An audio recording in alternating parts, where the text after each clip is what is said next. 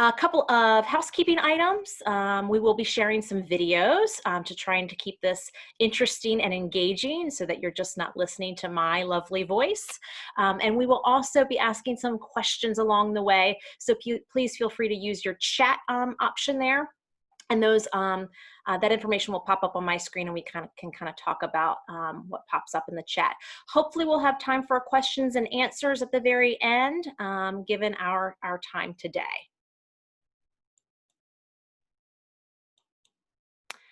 So we are Alliance Health. I'm Becky Fescina. I am their community education specialist. I get the opportunity to go out and give wonderful presentations about behavioral health and mental health and wellness, and I absolutely love doing it. We are now on a virtual platform thanks to COVID, so this is a learning environment for all of us, so please bear with me as videos can be a little wonky when we share them. But I'm with Alliance Health. We are the local management entity, managed care organization for public behavioral health care in Durham, Wake, Cumberland, and Johnston counties. We serve about 471,000 plus Medicaid eligible and uninsured individuals among a total population of over 1.7 million. We manage the network of providers, ensuring that quality care is received, as well as help individuals access care and navigate systems. We also, good to know, we also have a 24-hour access and information line there. It's 1-800-510-9132. So let's talk about our training objectives today. To keep our commitments to reach our mission, to fulfill our vision, we need skills to manage ourselves, people, partners, and places. The communication skills are the same internal or external. The boundaries of the relationships are different, but the skills are the same. So in your chat box, let's talk a little bit about what are the challenges you face? What are the challenges you face in your work world, and maybe even in your daily life? If you want to put a couple of those in the chat box, that'd be great.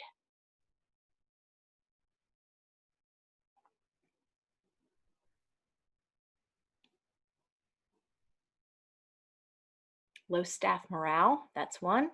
Lack of communication, great, we're going to talk about communication. Poor effective communication, right? Clear communication, all great things. And how about things like limits on time, demands on our time, miscommunication, I see that, Nellie. Conflicts that are stressful, drama and trauma in the workplace. Keeping everyone moving in the same direction oftentimes is hard. Sometimes you feel like you're herding cats, disorganized, Shannon. Absolutely. And how to focus on principles over personalities. That oftentimes can be hard. Integrity, exactly. Thank you for all who shared, appreciate that. So we're going to look at our purpose and our vision. So our mission and our vision, some people call it their purpose, within the workplace, within the organization that you may work or the agency that you work for. And I'm using Healing Transitions specifically, but you can apply this to your own. And so let's look at Healing Transitions purpose. And so it's really important to remember that your communication, your interpersonal approaches and strategies, conflict resolution and management styles are driven by your mission, your commitments, and your vision. So this is where we start. So this is Healing Transitions mission and purpose. And we want to apply this mission to both our internal and our external communities. So how do you empower people to succeed through communication? Another chat option. How do you empower people to succeed through communication?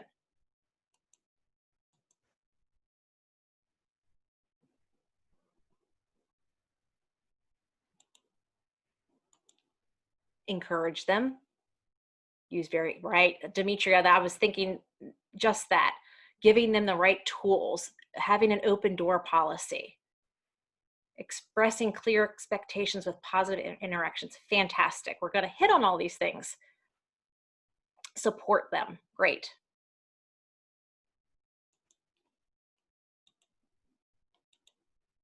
And so this is Healing Transitions vision. We talked about, right, that the mission and the vision really need to be clear and that we need to be doing, all of our actions need to be in alignment with this, internal and external. As a reminder, this is Healing Transitions vision. And so what we want is we want healthy organizations. So healthy organizations should strive for what is considered a healthy organizational culture in order to increase productivity, growth, efficiency, and reduce counterproductive behavior and turnover of employees. A variety of characteristics describe a healthy culture, including acceptance and appreciation for diversity, regard for and fair treatment of each employee, as well as respect for each employee's contribution to the company, employee pride and enthusiasm for the organization and the work performed, equal opportunity for each employee to realize their full potential within the company or the agency, strong communication with all employees regarding policies and company issues, strong company leaders with a strong sense of direction and purpose, ability to compete in industry innovation and customer service, lower than average turnover rates. And so when we're really effective, we're going to find that we have lower than average turnover rates. Investment in learning, training, and employee knowledge. That's really important to employees and having a healthy culture.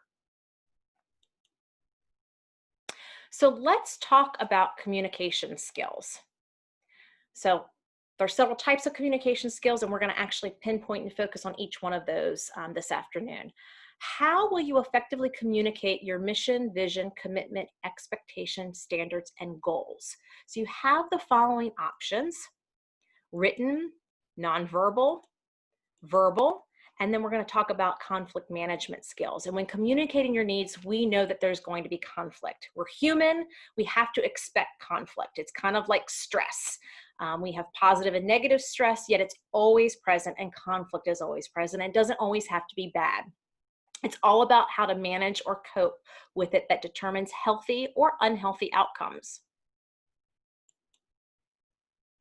So there are three parts to any message: what I said, what was heard, and what you think I said, or the interpretation of the message. And that's really reflects not only in verbal, but also nonverbal. And we'll talk about email communication too, because things can get misconstrued when we put things in writing. So we have to have excellent verbal, nonverbal, and written communication to achieve our mission and vision, right? Taking it always back to our mission and vision. Keeping our commitment, set standards of performance and expectation, and achieve our goals. So 7% of any message is conveyed through words, 38% through certain vocal elements, and 55% through nonverbal elements. And when we talk about nonverbal elements, we talk about facial expressions, gestures, and posture. And it's really important to be congruent when we communicate, which means our body language and our tone of voice should be consistent with the words we use. Otherwise, we can confuse people and reduce the prospect of getting our message across so that it's understood. We have to take responsibility ourselves for any failure to communicate effectively. It's our fault and not the fault of our listeners. Certainly when making a presentation, we need to pay just as much attention to the words we say as we do to the way in which we will present them. So how we will move, and the variations in our tone of voice are really extremely important. So when we look at written skills, we're really talking about, we'll talk about email and writing skills. And you can drill this down to email management, but that's not going to be the scope of our training. You can Google email management. There is a ton of information out there. I would just highly recommend that you ensure that you have a way to store and organize your emails, and always remember, and we'll kind of reflect back on this in the next couple of slides, that your emails are public records. So we're not going to go into email management. We're really going to talk about the substance of your emails. So let's look at these 10 things. Include a clear subject matter and don't shout. We can shout via email. Always include a subject matter that succinctly captures what your email is about. If your email is urgent or requires immediate response, include this in the subject line, but do this sparingly. Don't capitalize all your letters, no matter how urgent your email is. It is really like shouting over email. And so look at number 2, always use an appropriate greeting. Salutations are hotly debated these days. Many argue that you should always use a formal greeting. This depends on the recipient. So if you're writing to a close colleague or your team, an informal hi will likely be sufficient. If you're writing in a chain of emails where the context has already been established in a prior email or even by phone, then it's fine to write with no greeting. If you're writing to someone you don't know so well, then always add a formal salutation and an introduction. I know when I do that, I explain who I am. I'm Alliance Health's Community Education Specialist, and this is what I'm doing in Johnston County, and this is why I'm reaching out to you. Only use shorthand if you know your recipients. If you're writing to your own team about a project that you've been discussing, then you can write short instructive emails with a list of bullets or something to that effect. This means they can quickly understand the task, and it's much easier to read on your smartphone. And now we all have our emails on our smartphone, even in most agencies or workplaces. So, however, sending a note like this to people you don't know can make you appear blunt sometimes. So if you don't have a pre-existing relationship with the recipient, then you need to build one up first before writing shorthand emails. Also, equally, don't write emails that are superfluous or lengthy, as this will just bore the recipient, or sometimes your message gets really lost amongst the words. Be wary of using humor or colloquialism across cultures. Be aware that funny sayings or colloquialisms may be completely misconstrued by your colleagues. At worst, you could insult them, and at best, you could make them feel confused or left out. So that sarcasm or colloquialism, just make sure you're watching that. Consider the purpose of your email. So always state if your email needs an action or a buy-win. Open-ended emails can be confusing. Having an action or even letting the participant know that no further action is required is always helpful. Whatever you do before you click send, visualize what you want to achieve and modify your language as such. Think before you smile. This is becoming really popular in emails, even commonplace in the workplace. Emojis. So emojis have crept into everyday use. With the increase of email and text communication, it's impossible to see facial expressions. So people add smiley faces or they wink to soften their emails. It depends really on the norm in your organization and sector. So oftentimes you may want to go back and look at policies and procedures. There really may be something written in the fine print, or even during your orientation, there may be some guidance in that, whether or not to use emojis in your emails. Don't hit reply all or copy everyone. Have you checked that you're only communicating to the people you need to communicate to?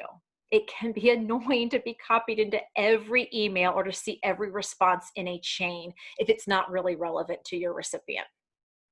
Reply in a timely fashion. I know that's one of my expectations in my role. That's even written in my work plan, that we are expected to respond to emails within 24 hours unless we're away from our desk or we're out of the office. So always reply within 24 hours, even if it is to acknowledge an email and explain that you will revert with an appropriate response within a defined time scale. So just make sure, quick email of, I'll get back to you. I've acknowledged that I've received the email and I will get back to you in the next day or so. Think about where your email could end up. Never use inappropriate language in a work email. The reality is that your email will remain on the server long after you have deleted it. Remember, it is a public record. The issue may be resolved, but your email will still be in existence, and you would not want to cause offense or get into trouble for something you foolishly wrote without much thought, and it does happen. And then lastly, my biggest pet peeve, always spell check. We all make mistakes, but make sure that you're reading over those emails. Sending emails with spelling mistakes and grammatical errors can be infuriating for colleagues. Take the time to reread your emails, make sure they make sense, and have the right tone before you send them. It's really all about context. Ultimately, there's so many ways to write an email, and each employee has a different and unique style. It all boils down to context. Who are your employees writing to? How well do they know the recipient? Do they know them in person or just virtually? How will the email be interpreted? What are they trying to achieve? HR teams can guide employees, like I mentioned, in the different internal communication styles and expectations. So that's all we're really going to say about email communication. But let's look at those agendas, right? We're supervisors, we're managers, we've got to, hold meetings. Let's talk about agendas and minutes. So to run an effective meeting, you still need a plan. The plan is the agenda. Leaders do not plan to fail, they fail to plan. So this is also related to physical health, nutrition, exercise. Have a plan to achieve your goal. Otherwise, you do very little exercise and eat beyond the plan and limits. And I am guilty of that oftentimes. Sending the agenda out with the minutes can encourage people to attend because they'll have an interest potentially in the topic if they're not mandated to attend the meeting. And then minutes will also allow you to stay connected to the group. So that's really important. So we know, so those are our written skills. Let's talk a little more about our nonverbal skills. So we know that there are at least 10 different ways we communicate with body language or nonverbal skills. Your body language may be conscious, unconscious. It could be just a habit, reactive or automatic. So like, we may fold our arms, we may wait for a second, we may refold our arms, and oftentimes we're doing this unconsciously. But every piece of body language really does communicate or send a message. In this definition, we're talking of nonverbal. In this slide, they're considering words to be verbal. So they're taking out those words and we're looking at just those nonverbal piece. Everything else that is non-words, they consider it to be nonverbal. So voice tone, modulation, pauses, body movements, facial expressions, arms, etc. Oops, I'm sorry, I just skipped forward to a couple slides. How did I do that? So you can see this ways of talking, your hand movements, your eye movements, body contact, etc. So you got a sneak peek of my other slide. So let's look at this. This is talking about nonverbal skills, and we're talking about inflection. And so these are our verbal messages, our paraverbal messages, so how we say the words we're saying, and then nonverbal message, our body language. So this is going to focus on paraverbal messages. Paraverbal communication refers to the messages that we transmit, so through the tone, pitch, and pacing of our voices. It is how we say something, not what we say. So I'm going to try and get this to work. This is what I was practicing prior to you all coming on board. So just take a moment to watch this.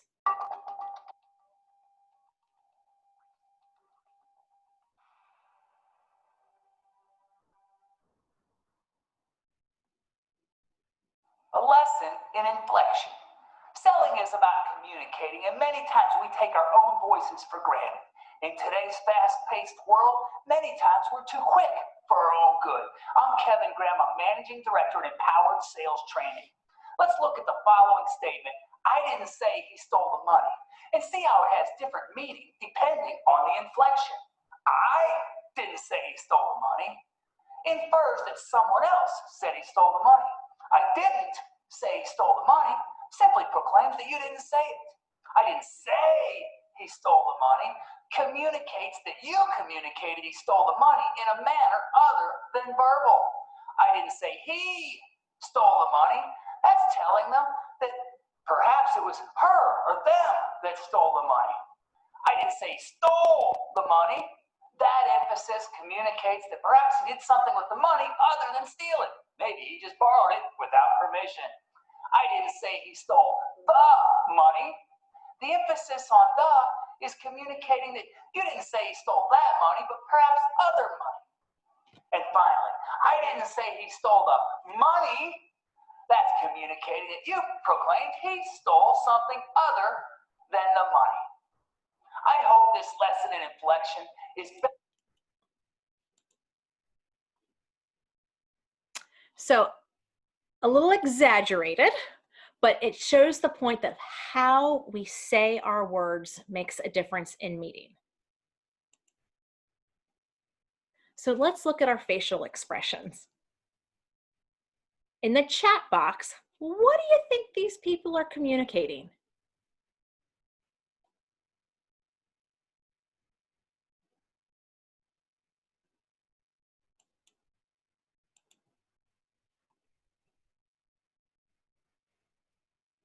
Disbelief, maybe? Kanye's face says, really? Yeah. Attitude, I see that popping up. No, ma'am. Leave me alone. Distrust, possibly. Absolutely. I don't believe anything you're saying. Yep. So, you know the saying, if you're happy and you know it, your face needs to show it. So, we need to practice that. So, the solution to this is to look in the mirror and practice half smiles or just smiles, but not a fake smile. We all know what those fake smiles look like. We're going to take a look at that in a second. Fun fact for you all, as I was putting this presentation together, you know, we've always heard that it takes more muscles to frown than to smile. Well, the research says quite opposite. Actually, there isn't any proof behind this old saying. Scientists have studied the muscles needed for both facial expressions and to do a small smile generally uses 10 muscles. A small frown uses 6. On average, a smile uses 12 and a frown 11. However, since humans tend to smile a lot, hopefully, these muscles are actually stronger. A frown might take slightly more effort to produce just because we aren't as used to using those muscles. So I really thought that was an interesting little factoid because I know my mother used to always say that to me when I was younger. So let's look at these. What do you think these are communicating to us?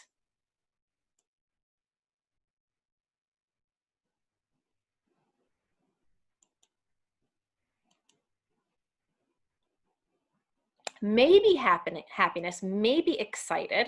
You're dead. This is what we would quantify as our fake smiles, not genuine, right? Fake it till you make it. Yes, Susan. Exactly, not genuine, disingenuous.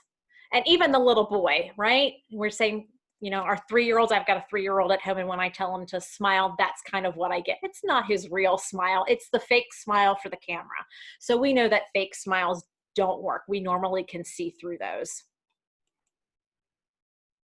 So here's a good mixture conglomerate of smiles and facial expressions. So what we want you all to do is to practice those half smiles. It really does, it demonstrates, it's part of the therapeutic stance. And so in most cases, the therapeutic stance is where your hands are visible, all hands are visible. Sometimes your arm is folded, one arm is folded in front of you. Sometimes it's resting on your chin. I oftentimes do this. I hope you guys can see me. I do this with my fingers in front of me. What we do know that is oftentimes when you are talking or coaching others, it's best practice not to sit behind your desk. Come around, sit next to the individual or be next to them, unless you really want that power position. And we're not going to get into power positions, but that's a whole nother training we can get into. The therapeutic expression really does communicate understanding, attention, and listening. And so what we often have to do is we have to accept reality with our body. So we need to relax by letting go or by just tensing, tensing up and then letting go. Trying to do that now. Letting your face, your neck, and your shoulder muscles relax, and then half smile with your lips. A tense smile is a grin, and might tell the brain you are hiding or masking something. A half smile is slightly upturned lips with a relaxed face. Try to adopt a serene facial expression, and remember, your body communicates to your mind. And oftentimes, I think we forget that. So I wanted to throw a little funny in here. This concludes my lecture on nonverbal communication. Any comments or questions?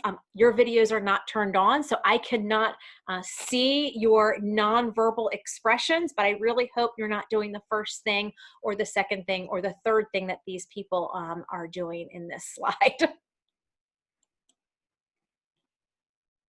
So let's turn to verbal skills, right? So we've talked about nonverbal, we've talked about written skills briefly, and let's talk now about verbal skills. So we're going to watch this gentleman in his video describe a little bit more about verbal skills and what we may need.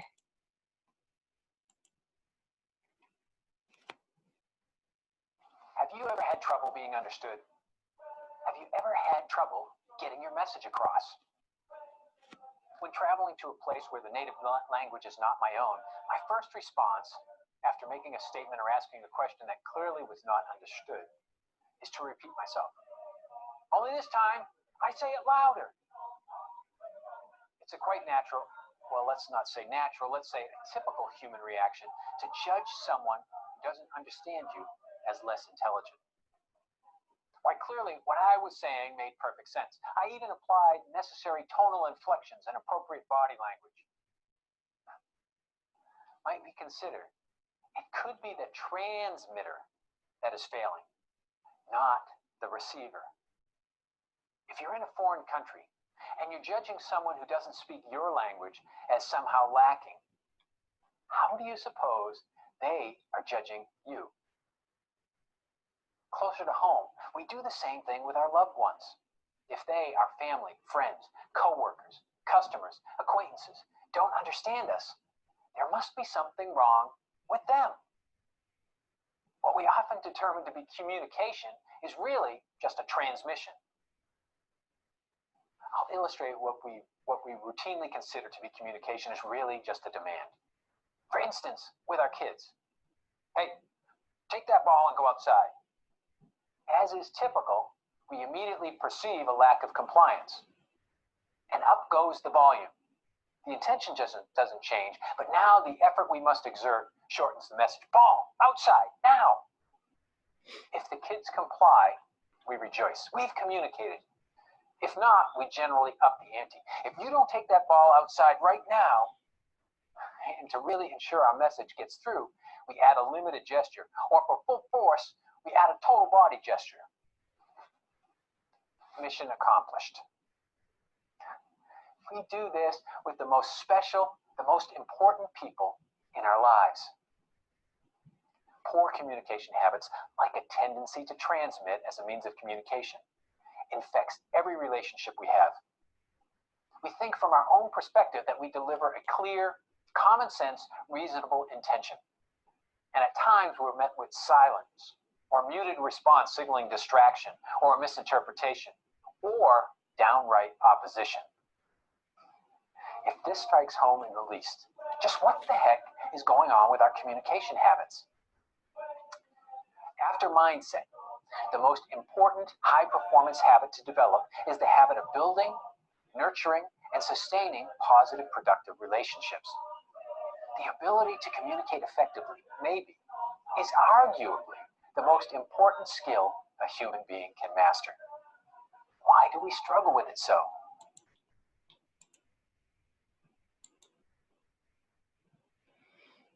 So verbal skills, and I have to agree with them. Verbal communication skills are so extremely important. So we're going to look at some approaches.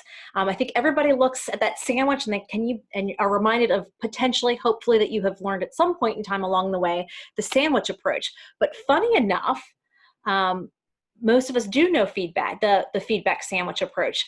It's a way of giving feedback that goes like this. So you say something nice, then you say the critical feedback and what you actually want to say, then you say something nice again. Well, the interesting thing about this, and I've learned this way back in my college days, this model is very well intended. It's meant to do a few things. It's meant to soften the blow of what you're about to say. It makes it easier to hear the difficult stuff. You want to protect someone's feelings or help them see that you still approve of them. But the problem with this model is that it's deeply flawed, and we're finding that out now. The formula is so obvious that after you use it with your employees once or twice, they can kind of see it coming. Therefore, you end up training your people to hear any compliment as, uh-oh, what did I do this time? Because they know the sandwich approach is coming. This can really breed a lack of trust and cynicism. It can be seen as manipulative. You pull it out when you want to influence someone in a roundabout way or not a direct way. And it can be seen as superficial. So today, we're going to put away the sandwich, throw the sandwich in the trash, and we're going to focus on giving direct feedback and then the types of different feedback you can give. So let's look at them. Giving feedback to your colleagues and employees provides them with an observer's insight into how their performance is progressing, as well as advice to solve any problems. But for a number of people, hearing the 6 words, "Can I give you some feedback?" generates fear and anxiety. So while giving and receiving feedback can be a delicate process, there's no doubting its value in helping to identify issues and solve them. Supervisors should manage feedback in a positive way so that it can do what it's intended to do, help improve and grow your employees. So we want to do these 5 things. We want to create safety. So believe it or not, people who receive feedback apply it only about 30% of the time. That's what research says. So if the person receiving the feedback doesn't feel comfortable, this can cause the feedback to ultimately be unproductive. So if you don't have the kind of buddy relationship with a colleague or employee, and that's okay, that allows you to say virtually anything to each other, then I suggest you add civility and safety into your feedback approach. So don't be mean-spirited. Your feedback usually won't be productive if it's focused on making the other person feel bad or make them look foolish in front of peers. Instead, create opportunities to build confidence and skills. This is especially effective when people are expecting to be graded or to be evaluated. Confined situations in which people know that they are being evaluated are good for giving feedback while learning new skills. So be positive. Number 2, really important, be positive. Give at least as much positive feedback as you do negative. We want you to be direct about it though. Positive feedback stimulates the reward centers in the brain, leaving the recipient open to taking new direction. Meanwhile, the negative feedback indicates that an adjustment needs to be made and the threat response turns on and defensiveness sets in. You don't need to avoid negative or corrective altogether. You just want to make sure you follow it up with a suggested solution or outcome. So people want to walk away with, okay, how do I fix this? What do I do next? How can I improve? So be specific. Number 3. People generally respond better to specific positive direction. So avoid saying things like, you need to be more talkative in meetings. It's too ambiguous. It can be interpreted in a lot of personal ways. So say something specific and positive pointed at the task you want to accomplish, such as, you're smart. I want to hear at least one opinion from you in every meeting we're in together moving forward. So direct, positive, specific. Be immediate. That's really important. The adult brain learns best by being caught in action. So if you wait 3 months to tell someone that his or her performance is just average, he or she usually can't grasp the changes needed in order to change direction. It's far too ambiguous again, and it relies on our memory. And we know how that goes oftentimes. Our memory can be faulty. So productive feedback requires giving it frequently. That way, performance reviews are just another collegial discussion. So make it happen immediately, but also frequently. And number 5, be tough, but not mean. When someone drops the ball at work and you have to give him or her feedback, start by asking his or her perspective on the situation. Resist saying how poor his or her actions were, even if they were. Next, give the objective, specific, forward-moving type of feedback I outlined earlier. Ask if he or she understands everything you expect, so checking in, and inform the person that he or she is being evaluated and that you're there to help him or her succeed, because ultimately we want our employees or those that we supervise to succeed. So there are 3 types of feedback. Evaluation feedback needs to be done in the moment to help the person receiving the feedback know where they stand.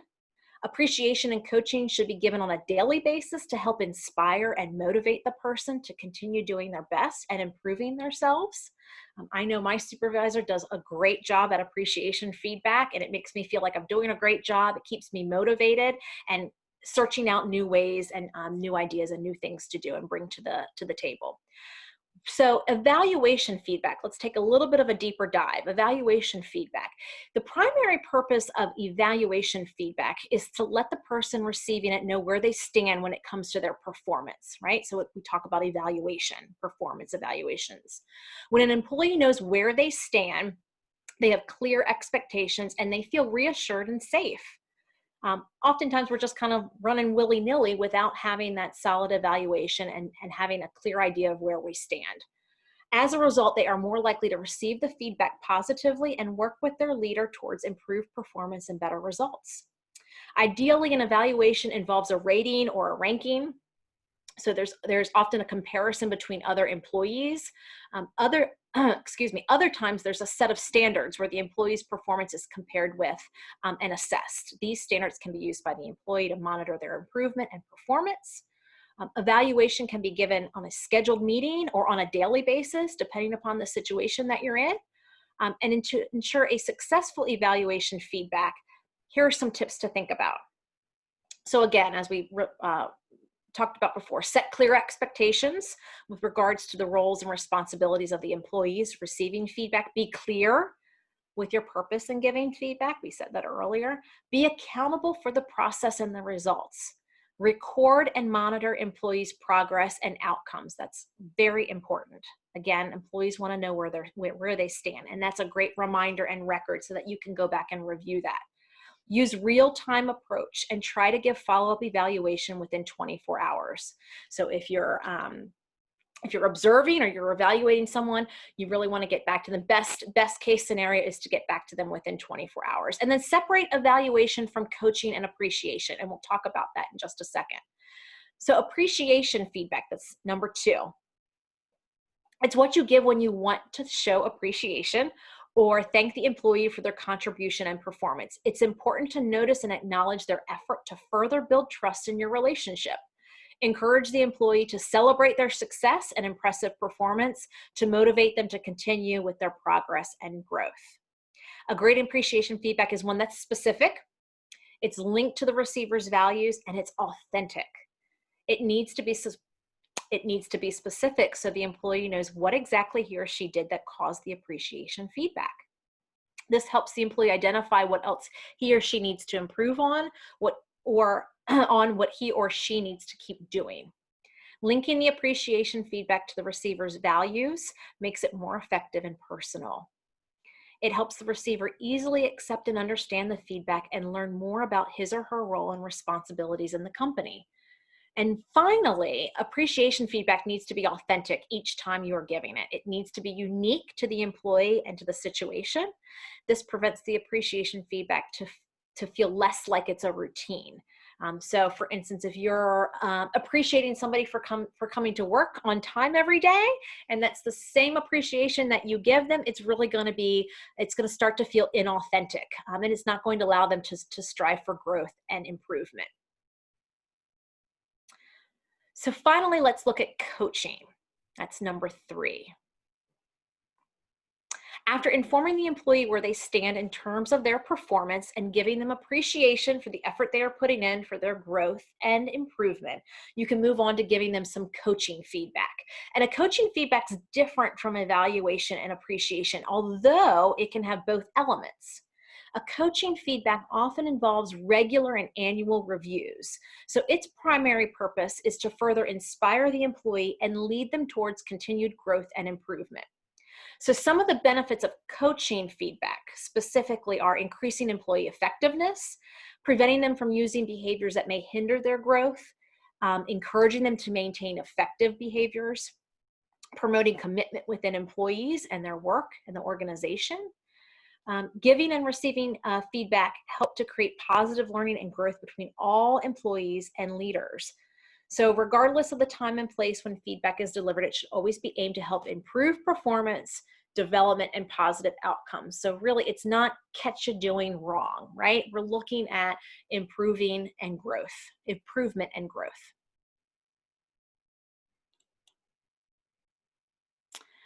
So when we look at, so we've talked about nonverbal, we've talked about written skills, we've talked about verbal skills, we've talked about giving feedback and the difference between coaching and appreciation and evaluation.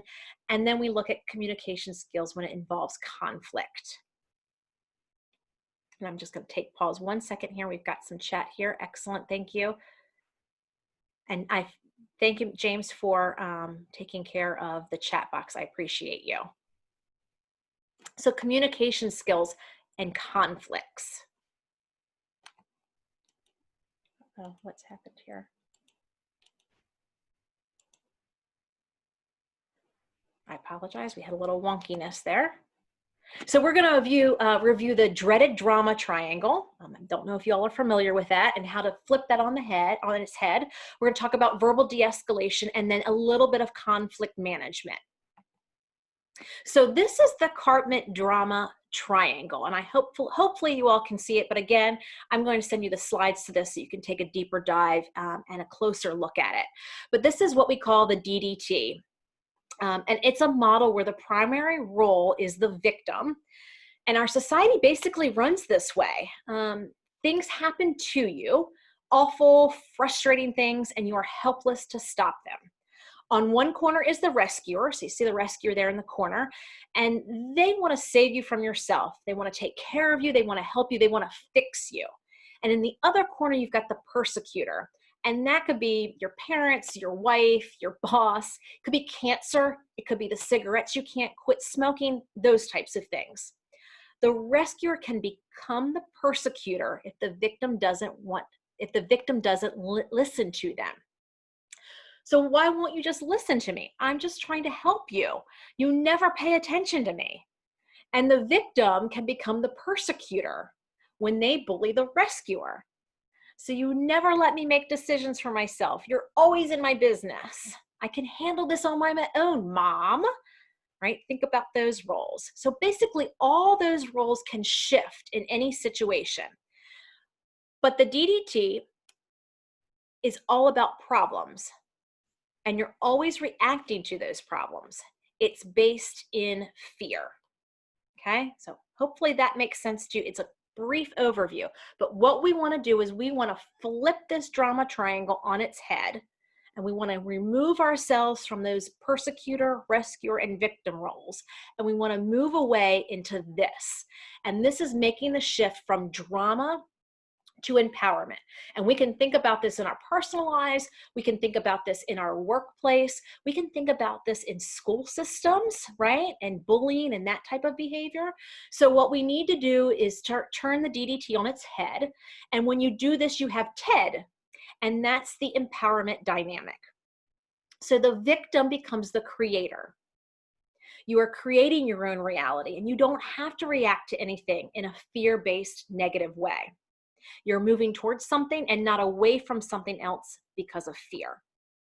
And so now your rescuer, if you jump down all the way to the bottom, your rescuer becomes coach. They will help you and give you advice, but only if you ask for it. Rescuers are very different than coaches, and they aren't attached to the outcome. So I'm here to be supportive, but I'm not going to be your crutch. I'm not going to enable you. And finally, the persecutor in the middle there becomes the challenger. So let's say your boss isn't great. We all have great bosses, but let's just say you don't have a great boss and you can't get your work done efficiently. So the challenger is going to tell you, you can complain about it constantly, or you can work around him, or you can get a new job, right? They're going to hold you accountable for your actions. They're going to give you, hey, these are a couple of things that you need to do to improve or develop a plan. We're going to hold you accountable, and then we're going to move on. This is the framework in which we want to be working in and living in. So again, a little lightheartedness for you. We're going to move into verbal de-escalation because we need to know those important skills. I will tell you verbal de-escalation can be a training in and of itself. So we're only going to briefly go over it and highlight it here. So we look at concerning behaviors, right? These are concerning behaviors in the workplace potentially. And again, we can look at the broader picture in school and in life. Other concerning behaviors may be glaring or avoiding eye contact or violating your personal space. And what we need to know is in order to de-escalate and address these situations, we have to self-manage. So to be effective, we must first manage ourselves before trying to manage others. Know your own triggers and how to respond to them. Sometimes take a deep breath. And this is really important. When you want to take a step forward, take a step back. And that doesn't mean to walk away from the situation. It means to really take a step back and think about what your next move may entail. What will that result in? Be thoughtful about your decision making. These are 3 guiding principles of de-escalation. Again, this is a much larger training, but will my response meet the person's needs? Is my response respectful and dignifying? And for me, most importantly, will my response maintain safety for everyone involved? If you can't guarantee your own safety, you're powerless to help anyone else. So that's really important to keep that in mind. Always be mindful of this, that, you know, when you're going to engage, you're not going to be able to go to lunch. Part of me wants to help you with your crisis, but part of me wants to go to lunch. So know what you're getting yourself into when you start to engage. Listening without judgment. That's a big component of being able to de-escalate. These are some key attitudes to make the person feel respected, accepted, and understood. Oops, I'm sorry, I went really quickly through that. That's acceptance, genuineness, and empathy. Listening without judgment. This may sound like what I hear you saying, or let me make sure I understand. Or so you're saying that. It makes sense that when blank happened, you felt blank. Open-ended questions are very important. Who, what, when, where, why. And narrow open-ended is only one answer. It is only one answer to a question. So we want to avoid those, and we want to make sure we keep that conversation open, keep that individual talking, if you can. And we talked about some of these nonverbal skills, right? Comfortable eye contact, open body posture, practice that smiling or half smiling. Oftentimes it doesn't come natural for us. So it is a really good idea to practice that in a mirror. And then watch your tone of voice. And I know we've run over, so we're going to go through these quickly. We've got 2 minutes over, so thank you for hanging in there. How do you help? How do you help someone? Choose a private time and place. Let the person know your concern. Be sensitive to the way the person's behaving, and let the person set the pace and style of interaction. Good point not to touch the person without permission, especially if they're experiencing a crisis. Let the person know you're available to talk in the future, and assist the person by remaining calm. So oftentimes that's difficult, but trying to remain calm is extremely important.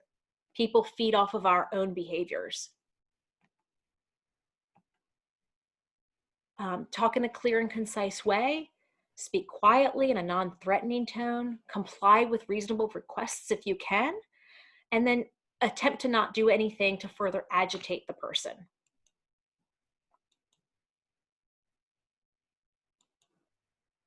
And when communication is difficult, ultimately, if we can't de-escalate the person, then use the resources that you have at hand. And that could potentially be HR, human resources. It could be security.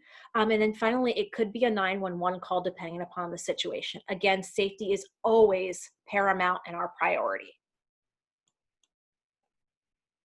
Finally, these are some resources that you have at hand locally and nationally. So that's us, Alliance Health. We have a 24-hour access and information line. We have a national suicide prevention line. There's the number there. And coming soon, we have 988, which I'm very excited about. And that will happen by July 16th, 2022. The FCC has developed and regulated a new nationwide 3-digit phone number for Americans in crisis to connect with suicide prevention and mental health crisis counselors. So we're very excited about that. I encourage you all to take a mental health first aid course. I am a certified youth mental health first aid trainer. My colleagues are adult mental health first aid trainers. So if you're wanting to learn more how to de-escalate and link individuals that are potentially in crisis or having some mental health challenges, this is a great course to take. I'm going to briefly, I know it is 1:20, I'm going to briefly open up this for questions, comments. This is the end of our training at this point in time. I know, awesome on the 988, Susan. I am very, very excited about it. Yes, the email, the PowerPoint presentation will be emailed to you all. I know this was a quick, brief overview. 45 minutes goes by so fast. I could have sat here and talked to you for probably 2 hours on the topic, but I thank you for taking the time away from your day to sit in front of your computer and listen to me. I hope one day I will see all of your beautiful faces. Practice your half smiles.